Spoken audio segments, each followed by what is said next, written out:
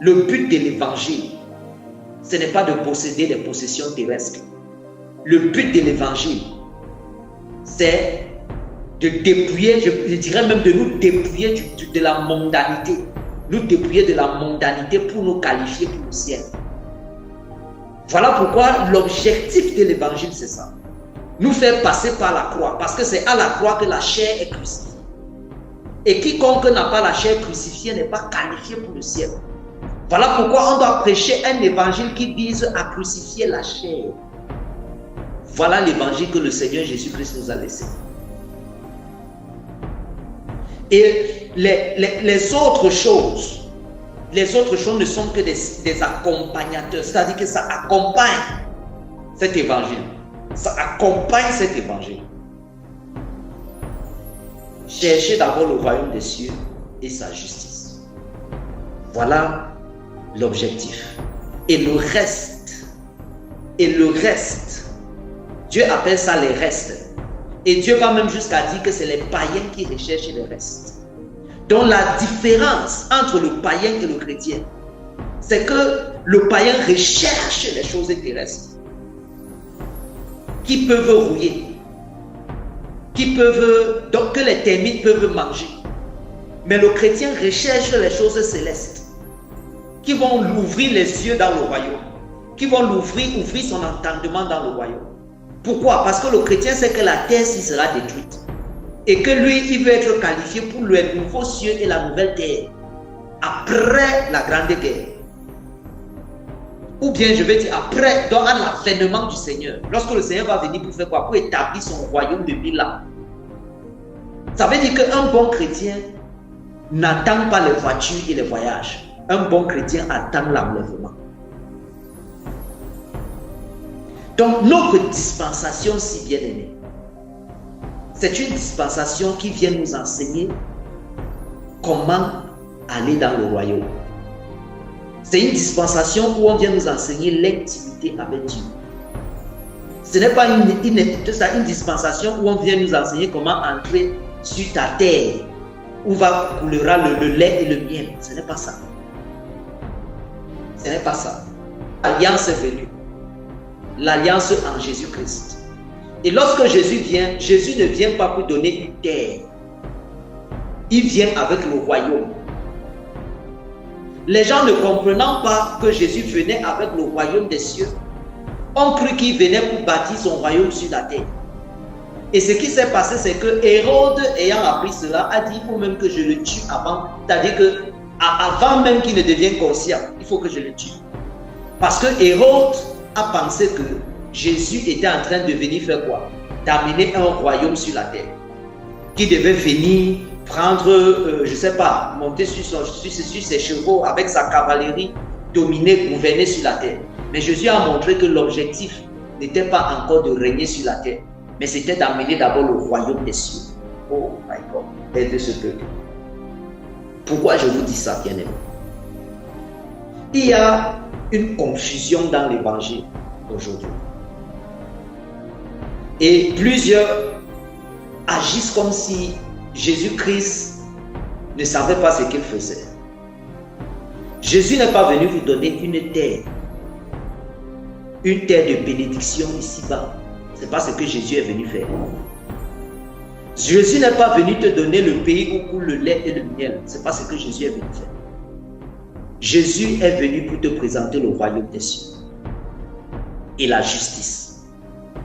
Et maintenant, il dit cherchez d'abord le royaume des cieux et sa justice.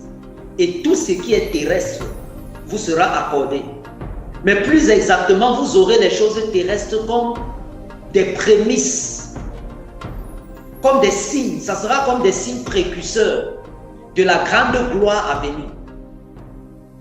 Donc, notre dispensation si bien aimée, c'est une dispensation qui vient nous enseigner comment aller dans le royaume. C'est une dispensation où on vient nous enseigner l'intimité avec Dieu. Ce n'est pas une dispensation où on vient nous enseigner comment entrer sur ta terre, où va coulera le lait et le miel. Ce n'est pas ça. Ce n'est pas ça. Maintenant, suis-je en train de dire que Être riche est mauvais? Loin de là. Suis-je en train de dire que se marier est mauvais? Loin de là. Suis-je en train de dire que posséder ces choses c'est mauvais? Loin de là. D'ailleurs, avant Jésus, les gens possédaient déjà ces choses. Jésus n'a pas trouvé Pierre pauvre. Pierre était un pêcheur de poissons. Il faisait son travail. La plupart des disciples de Jésus étaient des gens à la pêche. Lui-même, il était charpentier. Mais quand Dieu l'appelle, il laisse la charpente. Il décide de marcher sur les voies de Dieu. Quelqu'un viendra lui dire que je vais te suivre. Dieu, il dit quoi? Que le Fils de l'homme n'a pas où poser la tête. Qu'est-ce que ça voulait dire? Ça voulait dire qu'il vit uniquement pour servir Dieu. Et lorsque Dieu lui dira, arrête-toi chez un tel et mange, il entre là-bas. Si la personne le reçoit, il mange. Il dort. Si la personne lui donne un toit pour dormir, après il sort. Il part. C'est comme ça que Jésus vivait. Vous allez voir, Jésus s'arrêtait dans des endroits. Et en tant que prédicateur, il usait de son droit de prédicateur. C'est-à-dire qu'il y avait des offrandes qui entraient dans les caisses, dont Judas gardait. Donc parfois, quand il fallait acheter du pain, ils achetaient du pain. Mais quand il n'y avait pas le pain, il demandait qui parmi vous a le pain là. Il prend le pain, il multiplie. Je veux que vous compreniez un peu la vision de l'évangile. Et les gens ont toujours cru que non, il veut être roi. Le gars là, il veut déjà dominer les gens. Voilà pourquoi on l'a même tué. Parce qu'on a cru qu'il veut régner à la place de l'autre. Parce que les gens voyaient que mais, celui qui multiplie le pain, celui qui guérit les gens qui sont malades, certainement c'est le roi. Donc les gens ont voulu le mettre roi. Mais lui, il évitait ça. Parce qu'il n'était pas venu pour être glorifié en tant que roi terrestre. Mais il était venu pour nous montrer le chemin pour arriver dans son royaume, le royaume des cieux. Et maintenant, notre mission, c'est laquelle? Notre mission ne vient pas faire quelque chose que Jésus n'avait pas fait, mon ami.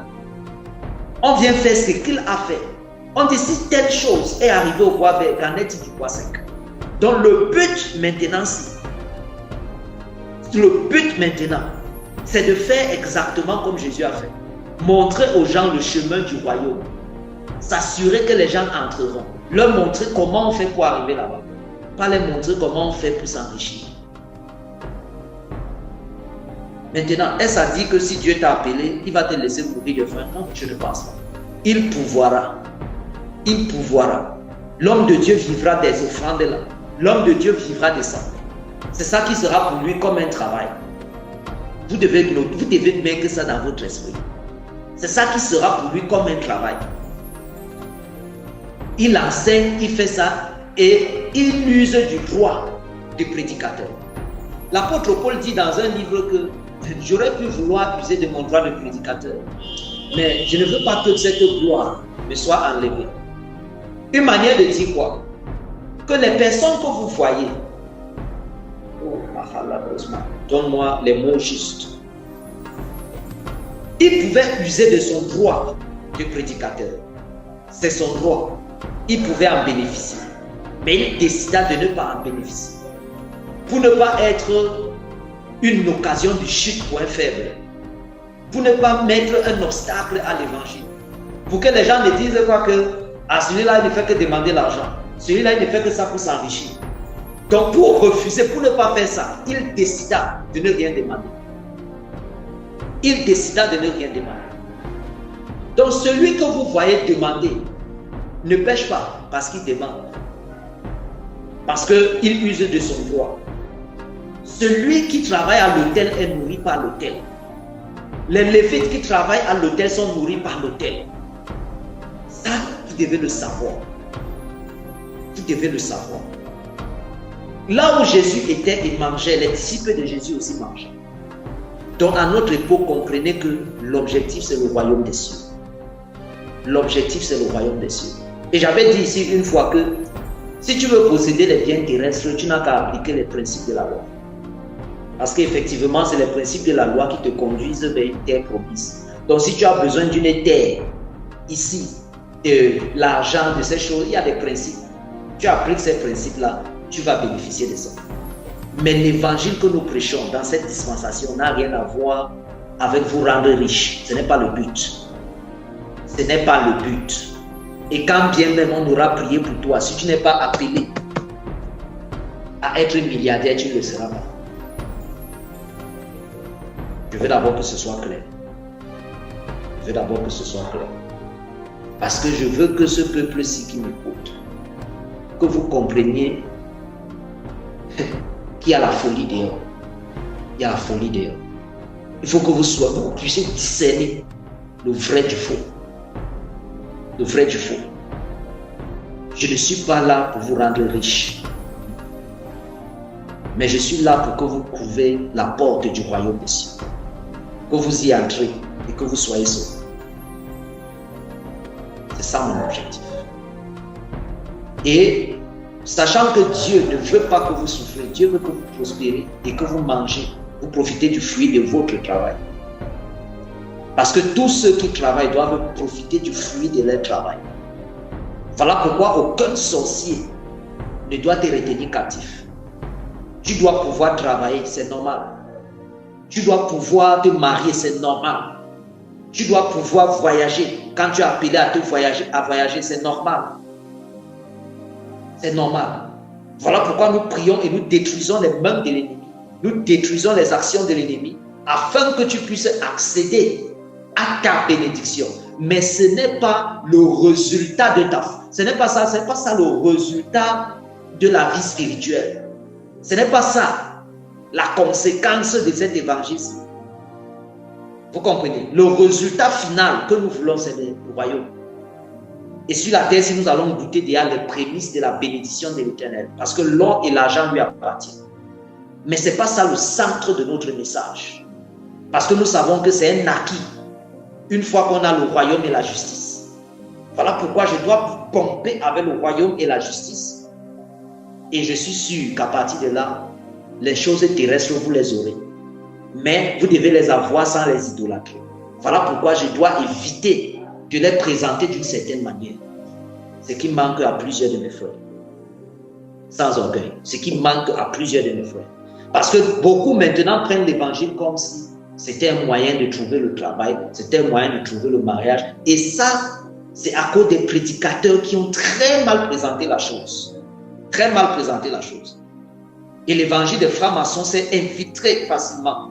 Parce que c'est eux qui ne parlent que du pouvoir, qui ne parlent que de la domination, qui ne parlent que du profit. Et l'esprit-ci est entré maintenant dans l'évangile. Et ça a fait ce que vous voyez. Ça fait ce que vous voyez. Maintenant, on va vous parler de quoi? Du développement personnel. Ça, c'est la gnose. Ça, c'est la gnose. C'est le gnostique. Je sais de quoi je parle.